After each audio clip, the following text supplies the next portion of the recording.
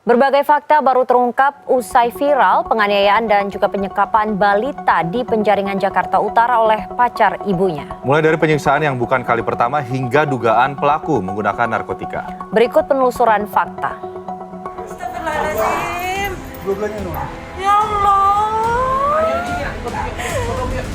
Itu langsung ditendang loh kak. Ditendang bener-bener buk sampai dia bangun. Langsung nangis dong dia dong. Langsung rambut tuh dijambak. Dijambak itu bukan dijambak ditarik biasa juga. Sampai itu anak keangkat. Kasus penganiayaan anak kembali terjadi. Kali ini pelakunya adalah pacar ibu kandung korban yang tinggal dalam satu kontrakan yang sama. Saya dan video jurnalis Agung Maulana menelusuri faktanya. Kawasan Telugom, Penjaringan, Jakarta Utara digegerkan dengan adanya kasus penganiayaan dua anak balita oleh pacar ibu kandungnya. Lokasi lingkungan yang sepi dan individualis membuat pelaku leluasa melancarkan aksinya. Ini salah satu solusi Pak. Kalau ngeliput di sini, mohon maaf ya, saya kan yang dekat sini sama Iwan. Ya, Kalau ngeliput di sini, rasa agak keberatan saya coba ini sama bos. betul. Bikin aja. Bapak punya nomornya nggak? Yang bersangkutan punya. Enggak punya. Aku ada. Bapak tak kasih nomor. Kalau enggak, tapi jangan di sini. Oh, oke. Cari sumbernya. Oke. Nanti dibawa kemana gitu aja. Oh iya. Boleh. Boleh. Tapi dibawa kemana? Cuma jangan nyangkut. Betul. Oke. Oh, siap. Tak butuh waktu lama kami bertemu dengan ibu korban yang pulang usai mencari kontrakan baru. Halo, Agung. Dalam perjalanan ibu korban yang juga pacar pelaku menunjukkan beberapa luka yang juga dialaminya akibat penganiayaan yang diterimanya. Ya, kok itu parah banget sih kak. Aku juga dipukul tuh sampai biru. Itu apa itu bekas apa bunda? Dipukul pakai itu gagang koper besi. Ia pun berkisah pertama kali bertemu sang tambatan hati pada 2017 silam. Saat itu Chandra merupakan penjaga indekos di tempat tinggalnya dulu. Keduanya sempat putus kontak sebelum akhirnya kembali bersama pada 2023. Karena waktu itu saya melihat dia pertama kali itu dia selalu sholat, dia selalu mendengar sholawatan, dia bisa ngeruqyah orang. Nah, dari situ kenal, dekat, pacaran.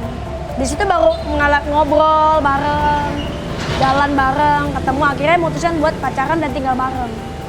Gitu. Ditambah lagi saya ngelihat dia tuh sayang sama anak saya. Oh, awalnya berarti Awal sayang banget. Keduanya tinggal satu atap di kontrakan ini selama 1 bulan. Selama tinggal bersama, tak jarang ia bersama kedua anaknya disekap di dalam kamar lantaran sang kekasih takut dirinya kabur.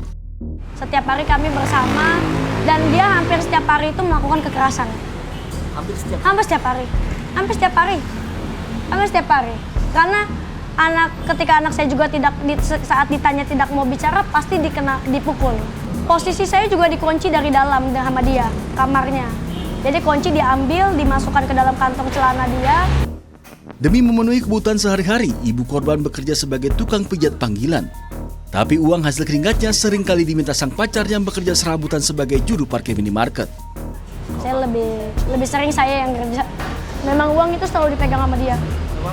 Uang Dia, hasil kerja kan? Iya, setiap saya kerja saya harus kasih uang itu. Dia selalu minta. Kami menemukan fakta pelaku penganiayaan diketahui sering mengkonsumsi obat terlarang jenis sabu. Hasil tes urin yang dilakukan pihak kepolisian juga menunjukkan pria berusia 28 tahun tersebut positif narkoba. Si Chandra ini orangnya agak temperamental, sangat temperamental. Akibat dia mengkonsumsi narkoba. Ya, itu yang menyebabkan dia temperamental terhadap siapapun orangnya. Di saat dia memakai itu dia berubah sikapnya. Dia sangat romantis, dia sangat wah itu kebalik dunia lah pokoknya. Pokoknya kebalik. Yang biasa dia kasar jadi berubah. Dia manggil saya dengan panggilan sayang. Wah itu kebalik. Ketika sudah sadar udah marah-marah lagi. Kasus penganiayaan yang menimpa buah hatinya bukan yang pertama kali. Januari lalu anak pertamanya yang berusia 5 tahun jadi korban kekerasan Chandra ketika mereka masih tinggal di Tanjung Duren. Chandra sempat mendekam 1 hari di sel sebelum akhirnya dibebaskan dengan aspek kekeluargaan. Akibat kelalaiannya, ia kehilangan hak asuh anak pertama.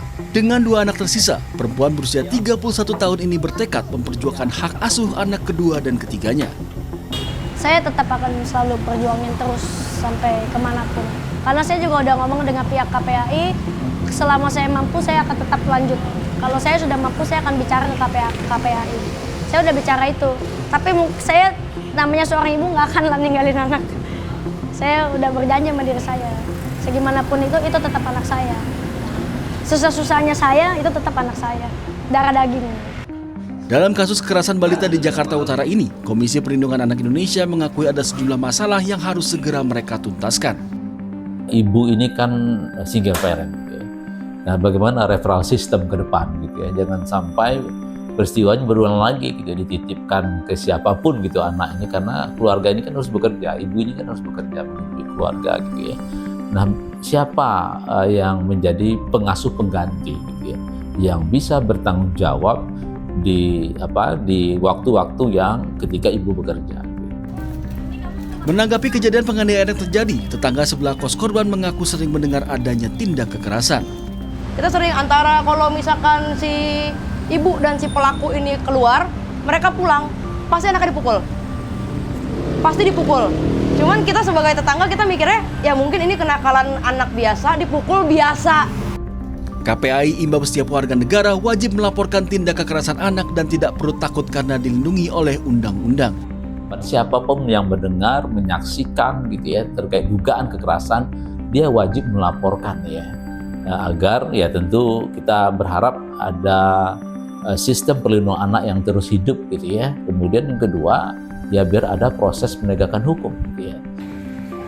Demi mempertanggungjawabkan perbuatannya, Chandra mendekam di Polres Metro Jakarta Utara. Pelaku dijerat pasal kekerasan terhadap anak dengan ancaman pidana 5 tahun penjara.